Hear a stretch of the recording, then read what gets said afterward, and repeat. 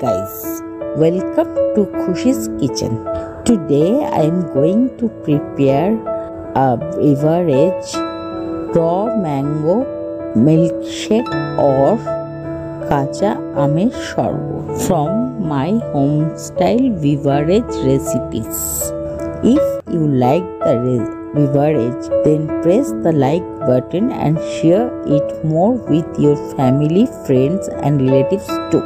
Please consider the channel Khushi's Kitchen for subscription and press the bell icon to get notified of my new cooking video recipe updates in advance.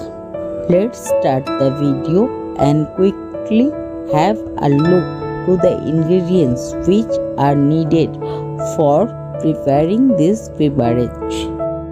The ingredients list with detailed measurements are given here on the front page after starting the video, so you can pause the video and check the list in details.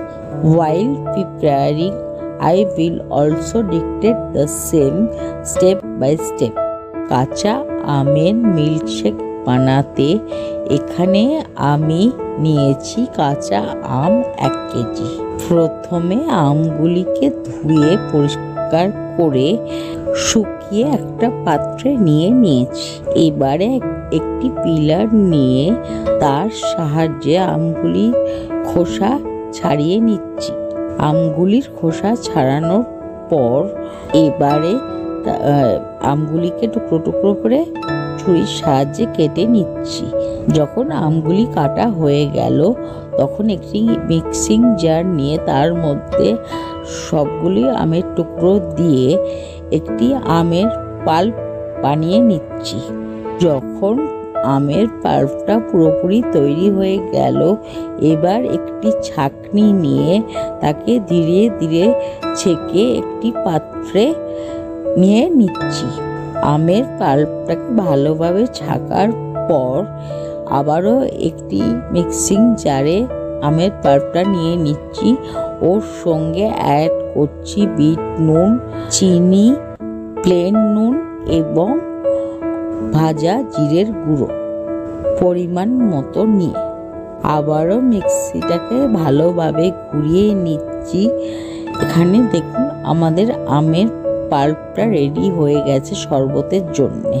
এবারে ওই same mixing jar নিয়ে তার মধ্যে বেশ কিছুটা ধনেপাতা, পুদিনা পাতা, দুটো কাঁচা লঙ্কা, বিট নুন এবং চাট মশলা অ্যাড করে দিচ্ছি প্রয়োজন মতো এবং 2 থেকে 3 হাতা আমের পাল্পটাও অ্যাড করে নিচ্ছি। এখানে এই সবগুলিকে নিয়ে মিক্সিং জারে ভালো করে একবার ঘুরিয়ে নিচ্ছি একটি স্মুথ পেস্ট বানানোর জন্য। যখন ধনেপাতার পেস্টটা হয়ে গেল তখন ওটি আমের পাল্পের পাত্রে ঢেলে দিচ্ছি এবং ভালো করে মিশিয়ে নিচ্ছি।